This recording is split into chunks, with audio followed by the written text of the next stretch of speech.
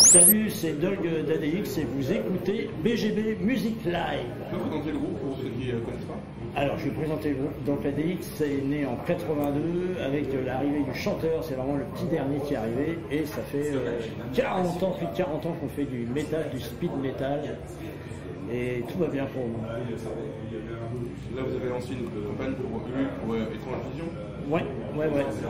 Ça a été, ça a bien marché. On l'avait fait pour l'album d'avant sur Bestial qui avait super bien marché. Là, on l'a refait. Bon voilà. On s'est tâté, on en a discuté, on s'est dit tiens, parce que tu le fais une fois et après tu n'hésites pas à le refaire une deuxième fois, parce que ça peut faire le groupe qui a besoin de fric pour faire un album. C'est pas du tout ça, c'est simplement ça devient des pré-ventes. Et donc sur cet album-là, on a choisi de refaire la même chose et ça s'est bien passé.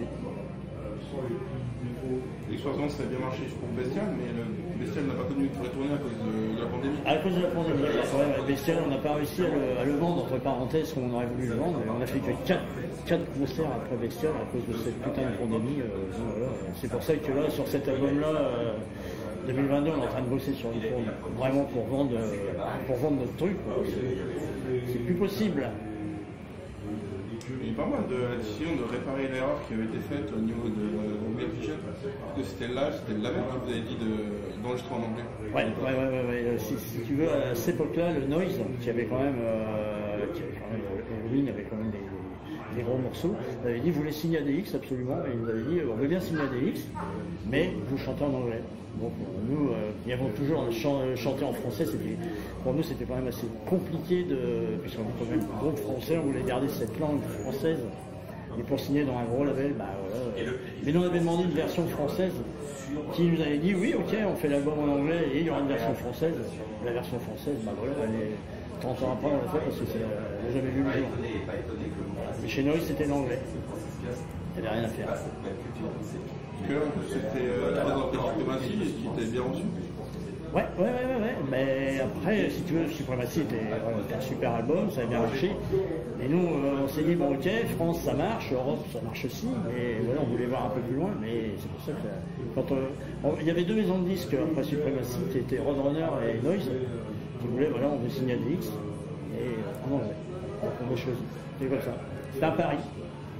Et c'est un peu l'album qui a provoqué la première phase du groupe. Ouais, parce que, pourquoi? Tout simplement parce que Noise voulait nous faire tourner avec Gamma Ray, on devait avoir une tournée européenne et même mondiale. Et quand on est rentré en France, nous, petit groupe de Paris, qui avons enregistré à Berlin pendant 1 mois et demi, avec des promesses, vous allez tourner, on est rentré en France, ils nous ont lâchés, tout simplement. Et ça agit sur le moral des troupes, et puis on a été dégoûtés. Et là, quel effet ça fait de se replonger 31 ans après dans cet album? Eh ben on s'est dit, c'est le moment de le faire. L'effet que ça fait, c'est que on s'est dit, allez, on va donner une grosse baffe à cet album. Il y a des choses, voilà.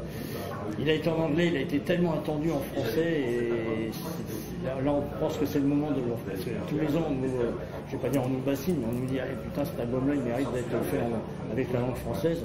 Là, c'était le moment, on l'a fait, et franchement, ça fait du bien. Et on a mis un peu plus entre parenthèses, de couilles dans cet album. J'aime beaucoup le push qui a été fait. Il y a aussi certains titres qui ont été réadaptés, des qui ont changé, et des choses qui ont été rajoutées au niveau de l'histoire.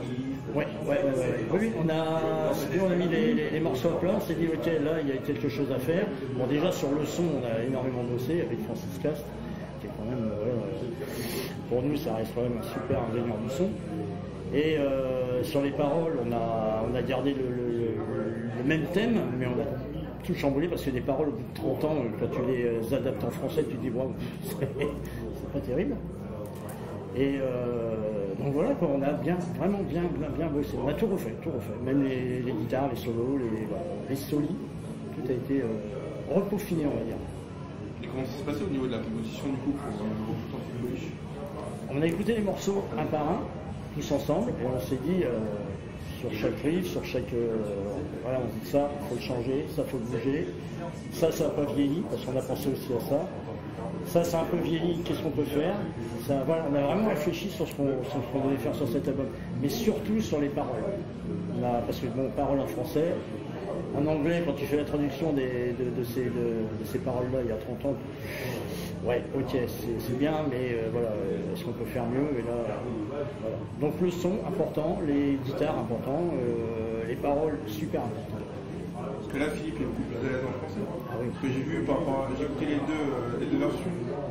La musicalité des titres n'est pas du tout différente. C'est pas du tout pareil. Quoi. Non, mais disons que bon, la voix a changé, hein, au bout de 30 ans, il avait toujours, il y a 30 ans, il avait des pantalons qui lui serraient un peu plus, donc il avait la voix un peu plus dans les aigus.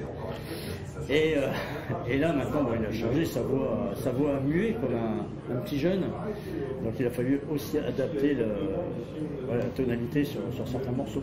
On a dit sur cet album-là, voilà, la voix, tu l'as fait plus rentre dedans, et tu montes plus dans les aigus, de toute façon, il ne peut plus maintenant. À part quand on lui serre les baloches. Et tu as aussi un invité spécial, l'ancien bassiste. Ouais, c'était important.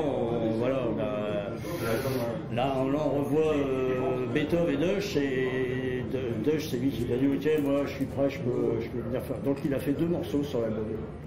Voilà, donc c'est pour ça que c'est important. Donc on l'a mis dans le petit livret, les petits remerciements. Il fait partie du. Voilà, il a toujours fait partie d'ADX, il n'est plus avec nous, mais voilà, ça reste, il reste de la famille. Et comment s'est passé cette fois la collaboration avec Francis Cast? Qu'est-ce qu'il a apporté au groupe? Francis Cast, on lui a dit, écoute, cet album-là, il a 30 ans, tu nous fais un truc actuel.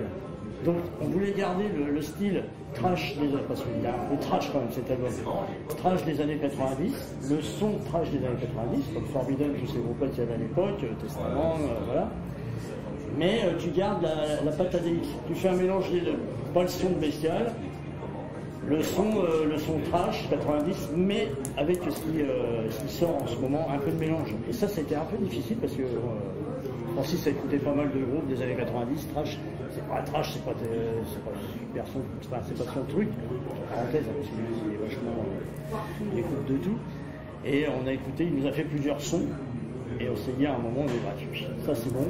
C'est dur hein, quand même, une batterie, la basse, la guitare, le chant, voilà.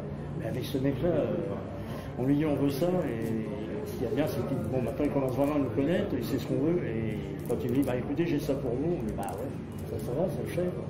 On avait 5 trucs différents, c'est bah, on va prendre celui-là. Très bon Francis Cast, je fais de la pub pour lui parce que c'est vrai que c'est pas mal. Oui, c'est un bon canon, il fait dans tout, il va dans tous les styles. Ouais, c'est un super bosseur. Et on bosse bien avec lui, et en plus il est sympa, ça passe tout seul, parce que nous on a quand même des bons branleurs, donc voilà, ça passe bien. Comment c'est passé pour l'enregistrement, parce que l'album a été produit assez vite? On a mis l'enregistrement. Alors l'enregistrement, les batteries, j'ai mis une petite semaine. On a fait en studio, on a fait batterie, basse et chant. Et les gratteurs ont bossé chez eux, ils ont fait studio, voilà. Je t'envoie les bandes, je t'envoie les guitaristes sont pas venus en studio, mais on a bossé comme ça. Les guitares ont été faites à part chez eux. Et puis voilà, c'est tout, ça s'est fait tout simplement. Ça s'est fait sur 3-4 mois. Et puis voilà, ça a été, je vais pas dire rapide, mais on a bien bossé avant de rentrer en studio parce que cet album est très speed, quand même speed, on a plus de 30 ans dans les pattes, quoi. Donc quand j'arrive, comme je disais, comme j'arrive avec des tempos à 160, 180, bon les jambons, ça commence à bouger, hein, quand tu fais de la double, voilà. Mais on a un bon masseur, on a un bon kiné, voilà. Ça s'est bien passé. Et toi, t'as pensé à quoi l'évolution de ton son, de la batterie par rapport à la production d'avant? Et aussi à reprendre aussi des anciens morceaux? Ouais, alors l'évolution, quand on a enregistré cet album-là en Allemagne, à Berlin, on avait le son allemand. Les Allemands faisaient tout ce qui sortait en 90, tout le monde avait le même son. Le Michel Schmidt, voilà, le Bombardier, c'était carré, il n'y avait rien qui dépassait. Quand tu l'écoutes il y a 30 ans, bon, cet album a le son, voilà. Mais 30 ans après, ça a vachement évolué, et nous, voilà, question batterie, je voulais un son un peu plus actuel, une batterie pas trop, une caisse pas trop claquante. Et puis voilà, quoi. On en a laissé quand même, on a dit à Franciscas, voilà, on veut ça, et puis il s'est démerdé avec toutes ses manettes. Hein. Il s'est dit, voilà, je te propose ça, je te propose ça. Et puis ça a roulé. Le son de l'album, moi je trouve qu'il est hyper puissant. Et c'est ce qu'on voulait. Il n'y a pas de. Quand tu réécoutes, moi j'ai encore écouté l'album la semaine dernière, je me dis, ouais, quand même, on a ce qu'on voulait. Sacré Francisco. Je trouve qu'il y a beaucoup plus de feeling, c'est beaucoup moins carré que sur la précédente production. Ouais, je sais pas. Après, ouais, plus de feeling. Ouais, après, il y a vraiment la patte à délice, avec le temps, depuis le temps qu'on joue, voilà, on a une petite signature, on a un truc qui. On peaufine certaines choses. Parce qu'en fait, ce qui m'a fait marrer, justement, c'est aussi là où on voit un peu différent, c'est la pochette de Eurovision. C'est pas les mêmes cartes, c'est ce que c'était quoi vous attendez au niveau du mix? Au niveau du mix, question. Tu sais, sur le mixage, en gros, on laisse se démerder dans son monde. Il est dans son monde, hein, parce que quand tu mixes, il faut qu'il y ait personne. Il faut qu'il soit tout seul, qu'il soit un ou deux musiciens derrière qui donnent les directives. Bon, les directives, parenthèse bien sûr, parce que je ne peux pas dire à ce mec-là, tiens, appuie sur ce bouton-là, parce que celui-là il est bleu, et puis l'autre il est rouge. Il est dans son monde, il s'installe, il écoute tout. Nous, on lui téléphone le matin, vous l'avez, on lui dit écoute, là-dessus, sur le mix, on aimerait bien entendre ça.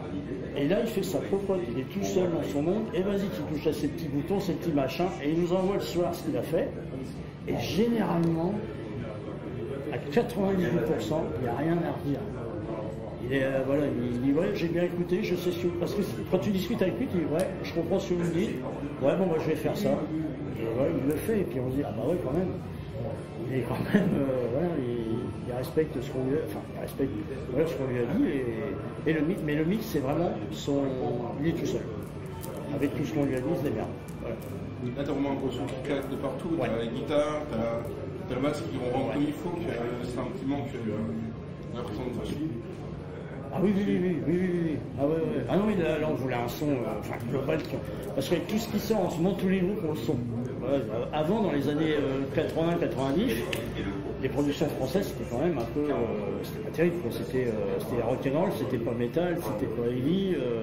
90, bah, c'est pour ça qu'on a été en Allemagne, hein, tout simplement, pour avoir en même temps le son. Et là, maintenant, on peut se dire que dans les années.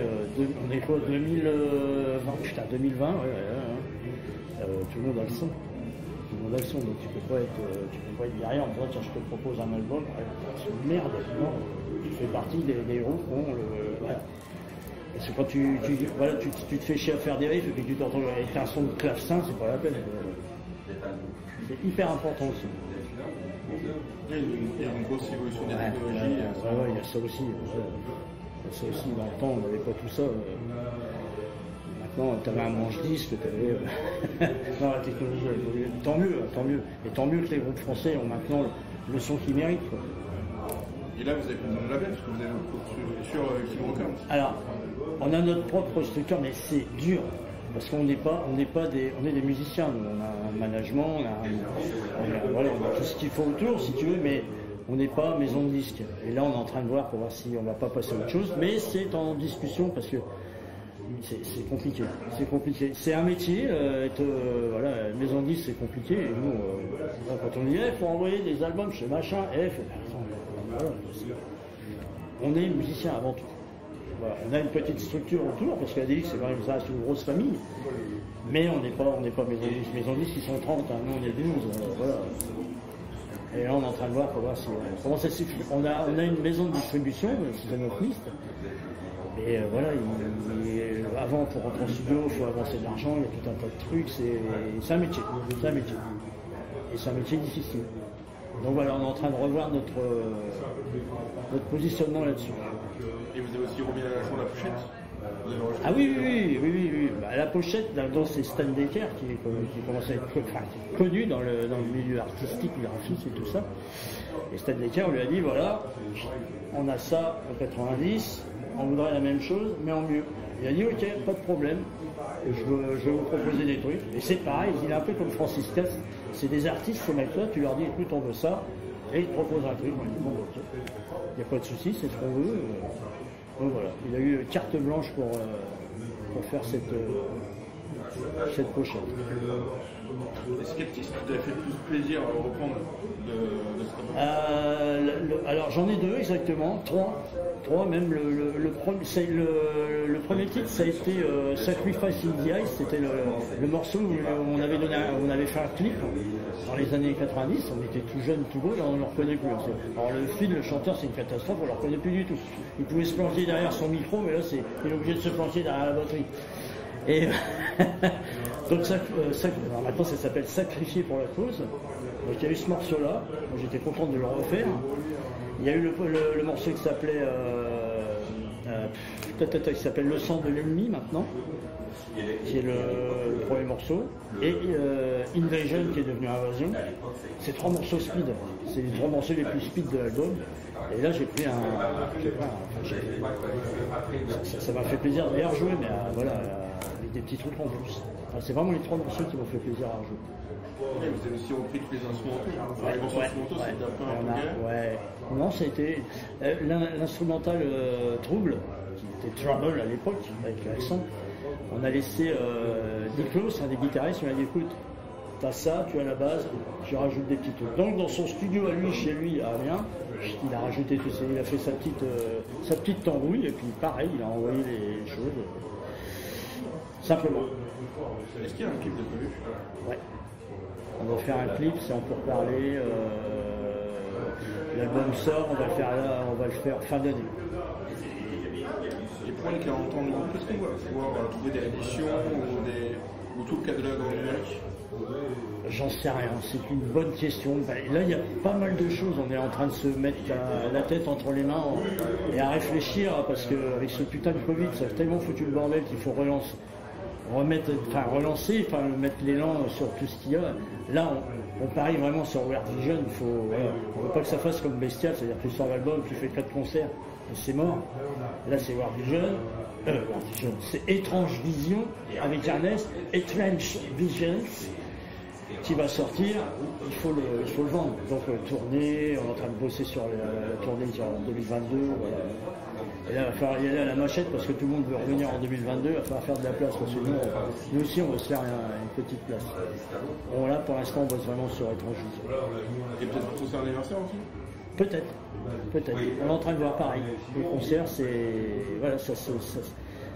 long, ça se monte, c'est dur, mais on est en train de.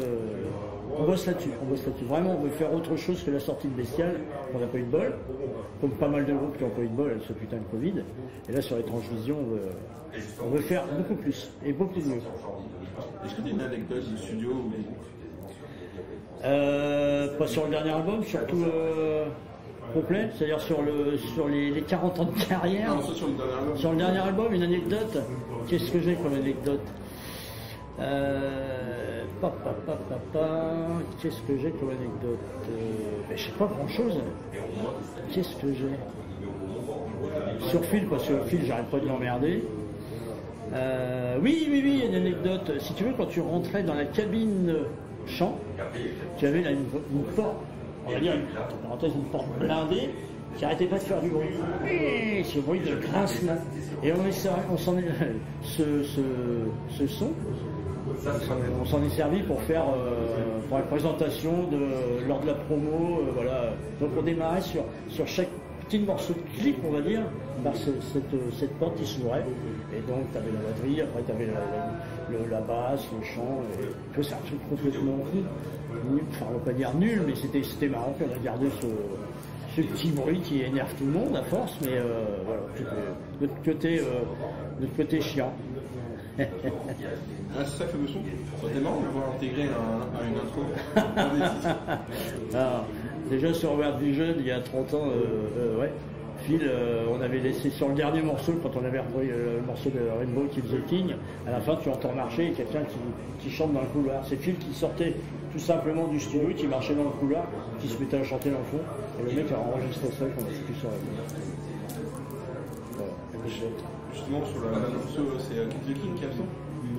Oui, parce que c'est des questions de droit. C'est un album français. Si on met un morceau, alors tuer le roi, ça va foutre mal, c'est pas terrible. Donc voilà, c'est vraiment 100% français. C'est pour ça qu'on n'a pas voulu. Puis une question de droit aussi, parce que voilà, c'est King, ça coûte cher.